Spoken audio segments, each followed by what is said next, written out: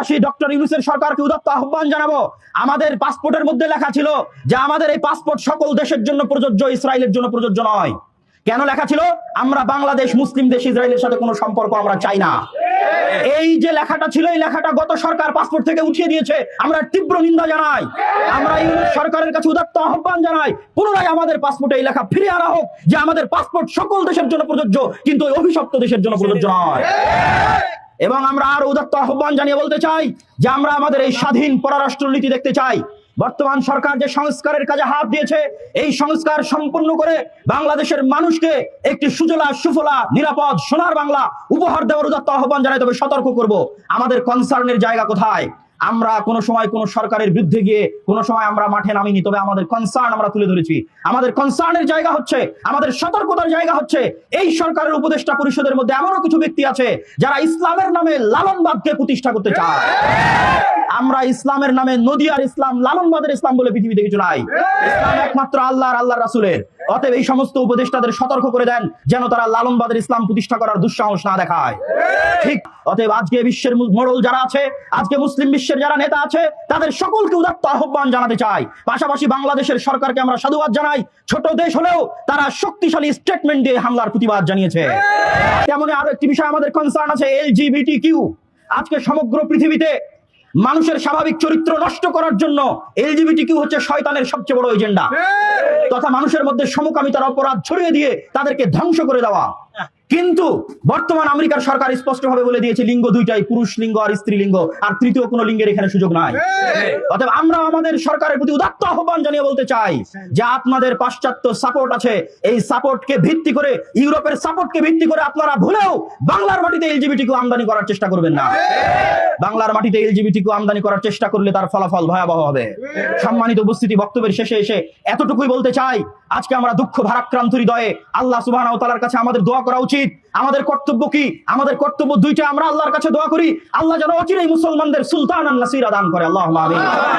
মুসলমানদের এমন শাসক দাও হে আল্লাহ, যেই শাসক মুসলিম মাজলুমদের পাশে গিয়ে দাঁড়াবে। ওই শাসকের আমাদের দরকার নাই যে মুসলিম মাজলুমদের খোঁজ নেয় না।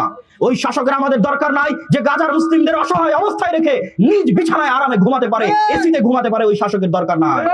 আল্লাহ মুসলিমদের পাশে দাঁড়াবে এমন শাসক দাও। এবং আমাদের আরেকটি দ্বিতীয় কাজ হচ্ছে আমাদের পরবর্তী প্রজন্মকে শিখিয়ে দেওয়া যে আমাদের পরবর্তী প্রজন্মের জন্মই হয়েছে মসজিদে আকসা মুক্ত করার জন্য। ইনশাআল্লাহ আমরা একদিন মসজিদে আকসা মুক্ত করেই ছাড়বো। আমাদের মাথার উপর ছায়া আছে, বাড়িতে শান্তি নিরাপত্তা আছে, আর আমাদের ফিলিস্তিনের গাজার ভাইদেরকে এই পবিত্র রমজানের দিনে শান্তিমতো সাহরি ইফতারি তারাবি পর্যন্ত আদায় করতে দেওয়া হচ্ছে না। রমজানের এই পবিত্র দিনগুলোতেও গাজার শিশুদেরকে নির্বিচারে বোমা হামলা করে হত্যা করা হচ্ছে। এর চেয়ে হৃদয় বিদারক, এর চেয়ে নৃশংস, এর চেয়ে জঘন্য ঘটনা আর কি হতে পারে যে রমজানের মতো এই পবিত্র দিনেও গাজার মুসলমানদেরকে একটু শান্তির সাথে সিয়াম পালন করার সুযোগ পর্যন্ত দিচ্ছে না এই বর্বর জালেম ইসরায়েলের সরকার। কিন্তু দুঃখ সেখানে নয়, তারা তো শত বছর থেকে হামলা করে আসছে। দুঃখ কোথায়? দুঃখ হচ্ছে আজকে সমগ্র পৃথিবী লাইভ চ্যানেলের সামনে, লাইভ টেলিকাস্টের সামনে এই দৃশ্য দেখছে। মুসলিম দেশের বিশ্ব নেতারা এই দৃশ্য দেখছে, কিন্তু কেউ তাদের মুখ দিয়ে টু শব্দ পর্যন্ত উচ্চারণ করছে না। ধিক জানায় এই সমস্ত মুসলিম নেতাদের উপর, ধিক জানায় এই সমস্ত বিশ্ব মোড়লদের উপর। আরো ধিক জানায় আজকের বিশ্ব মোড়লেরা গণতন্ত্রের দাস দেয় সারা পৃথিবীতে, অথচ গাজার গণতান্ত্রিক পদ্ধতিতে নির্বাচিত প্রধানমন্ত্রীকে সমগ্র পৃথিবীর সামনে ইসরায়েল হত্যা করেছে। কোথায় বসেছিল এই গণতন্ত্রের ধ্বজাধারী বিশ্ব মোড়লেরা, যারা সমগ্র পৃথিবীতে গণতন্ত্রের দাস দেয়, কিন্তু গণতান্ত্রিক পদ্ধতিতে নির্বাচিত একজন প্রধানমন্ত্রীর জীবনের নিরাপত্তা তারা দিতে পারে না। তাদের এই গণতন্ত্রের মুখে আমরা থুতু নিক্ষেপ করি। সম্মানিত উপস্থিতি, শুধু আজকে ফিলিস্তিনের গাজায় নয়, আজকে আমাদের পার্শ্ববর্তী দেশেও মুসলমানদের উপর জুলুম হচ্ছে।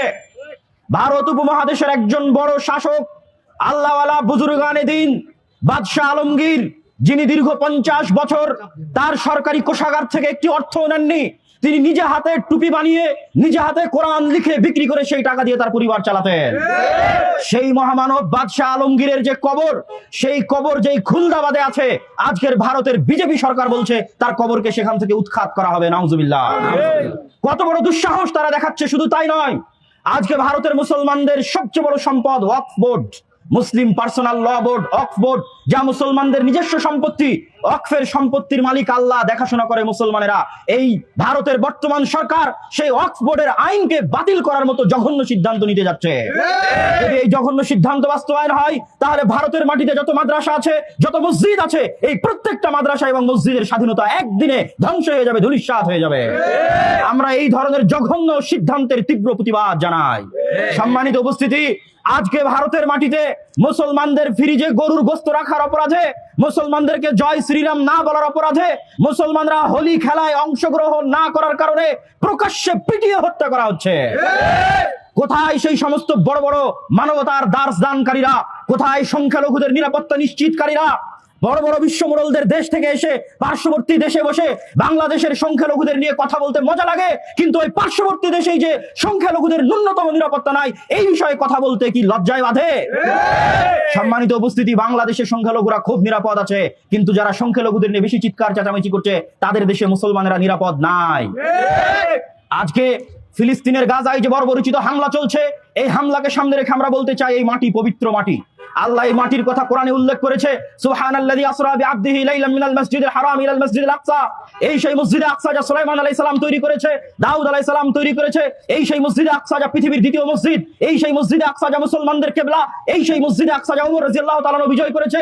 এই সেই মসজিদে আকসা যা সালাহুদ্দিন আইয়ুবী বিজয় করেছে।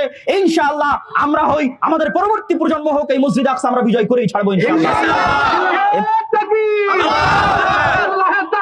আল্লাহু আকবার। এবং আমি দ্ব্যর্থহীন কণ্ঠে বলতে চাই, সেই দিন বেশি দূরে নয়, যেই দিন আল্লাহর সাহায্য আসবেই আসবে ইনশাআল্লাহ। বদরের মাঠে 313 জন মুজাহিদকে নিয়ে যদি আল্লাহর নবী 1000 বাহিনীর বিরুদ্ধে বিজয়ী হতে পারে, খালিদ বিন ওয়ালিদ যদি মুতার যুদ্ধে মাত্র 3000 সাহাবী নিয়ে কয়েক লক্ষ রোমান সৈন্যের বিরুদ্ধে বিজয় হতে পারে, আজকের আফগানিস্তানের মাটিতে, সিরিয়ার মাটিতে যদি মুসলিম মুজাহিদদের বিজয় হয়, ইনশাআল্লাহ সেই দিন বেশি দূরে নয়, যেই দিন মসজিদে আকসাতেও বিজয় হবে ইনশাআল্লাহ। এবং রাসূল সাল্লাল্লাহু আলাইহি ওয়াসাল্লামের ওই কথা সত্য প্রমাণিত হবে যে এই সমস্ত জায়নিস্টদের, জায়নবাদীদের অত্যাচারের মাত্রার কারণে আল্লাহর পৃথিবীর প্রকৃতি, আল্লাহর গাছ, আল্লাহর পাথর, এই জড় পদার্থগুলো পর্যন্ত তাদের বিরুদ্ধে দাঁড়িয়ে যাবে। আল্লাহর নবী হাদিসে বলেছেন, এমন একদিন আসবে যেই দিন আল্লাহর এই জড় পদার্থ, আল্লাহর গাছ, আল্লাহর পাথর চিৎকার করে বলবে, হে মুসলিম মুজাহিদ, এই যে আমার পিছে জায়নিস্টরা লুকিয়ে আছে, তাদেরকে হত্যা করো। এটা আল্লাহর নবীর বাণী। তাদের অত্যাচারের মাত্রার কারণে আল্লাহর প্রকৃতি তাদের বিরুদ্ধে চলে যাবে ইনশাআল্লাহ। যেই দিন আল্লাহর প্রকৃতি তাদের বিরুদ্ধে চলে যাবে, সেই দিন তাদের সাহায্য করার কেউ থাকবে না।